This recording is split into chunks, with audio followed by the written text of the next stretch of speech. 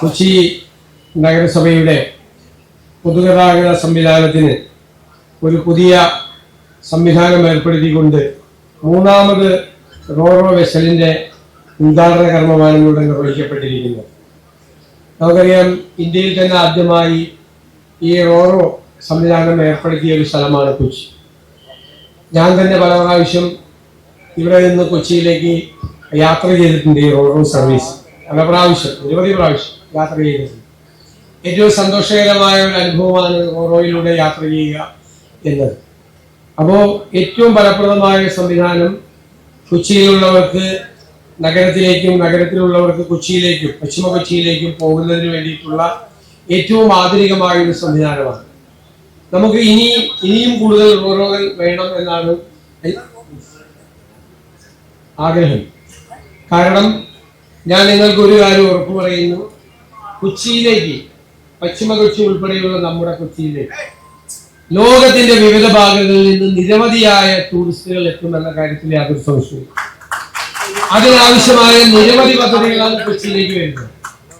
കൊച്ചിയിൽ ആദ്യം ചെയ്തത് കൊച്ചിയിലെ കുടിവെള്ളക്ഷാമം ശാശ്വതമായി പരിഹരിക്കാനുള്ള 190 MLD-യുടെ വെള്ളം പദ്ധതിക്ക് 590 കോടി രൂപയുടെ പദ്ധതിക്ക് അംഗീകാരമാണ് ആദ്യം കൊടുത്തത്. ആദ്യം ഈ സർക്കാർ കൊച്ചിക്ക് വേണ്ടി നൽകിയ സമ്മാനമാണ്.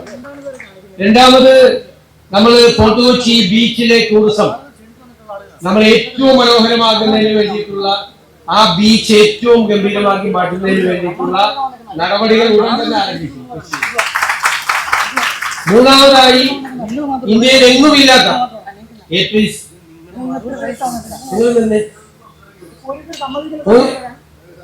ആദ്യമായി ഒരു ഓഷ്യൻ ഏരിയം കൊച്ചിയിൽ വരാൻ പോവുകയാണ്. ഓഷ്യൻ ഏരിയം ഏറ്റവും മനോഹരമായ 40 ഏക്കറിൽ, പുതുവൈപ്പിലെ 40 ഏക്കറിൽ വരികയാണ്. ഈ രാജ്യത്ത് എങ്ങുമില്ലാത്ത ഒരു ഓഷ്യൻ ഏരിയം വരികയാണ്. അത് ലോകത്തെ എല്ലായിടത്തുമുള്ള ടൂറിസ്റ്റുകൾ വരികയാണ്. പിന്നെ കൊച്ചിക്ക് സമീപം ഫിലിം സിറ്റി വരികയാണ്. കൊച്ചിക്ക് സമീപം, അത് കൊച്ചിയിലല്ല, കൊച്ചിയുടെ പുറത്താണ്, നല്ല കൊച്ചിയോട് ചേർന്ന് കിടക്കുന്ന ഒരു സ്ഥലത്താണ്. സ്ഥലം ഞാൻ പറയില്ല.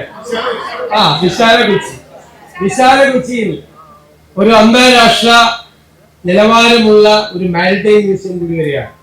വലിയ ടൂറിസം കേന്ദ്രമായി നമ്മുടെ കൊച്ചി മാറും എന്ന കാര്യത്തിൽ സംശയമില്ല. പൊതുഗതാഗത സംവിധാനം മെച്ചപ്പെടുത്താനുള്ള വലിയ പദ്ധതിയാണ് കേന്ദ്ര ഗവൺമെന്റിന് സമർപ്പിക്കുന്നത്. വലിയ മാറ്റം കൊച്ചിയിലുണ്ടാവും. എന്തായാലും ഈ റോറോ സർവീസ് അതിന്റെ എല്ലാം തുടക്കമായി മാറട്ടെ എന്ന് ഞാൻ ആശംസിക്കുന്നു. മേയറെയും ഭരണസമിതി അംഗങ്ങളെയും ഞാൻ പ്രത്യേകമായി അഭിനന്ദിക്കുന്നു. പ്രത്യേക ഒരു അഭിനന്ദനം കൂടിയുണ്ട്. എന്താ അഭിനന്ദനം?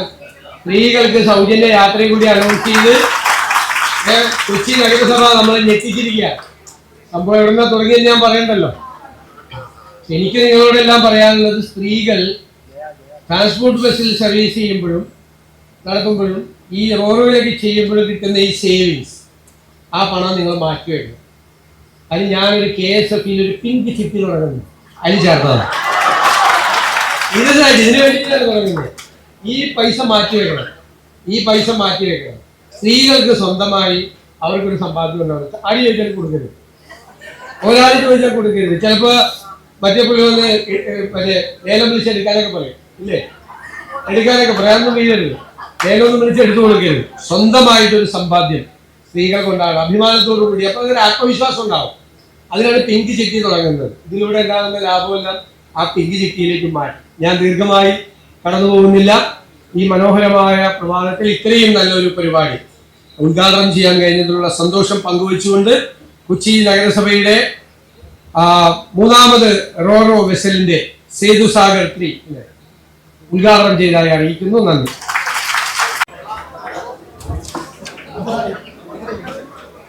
കൊച്ചി നഗരസഭയുടെ ഉപഹാരമാണ്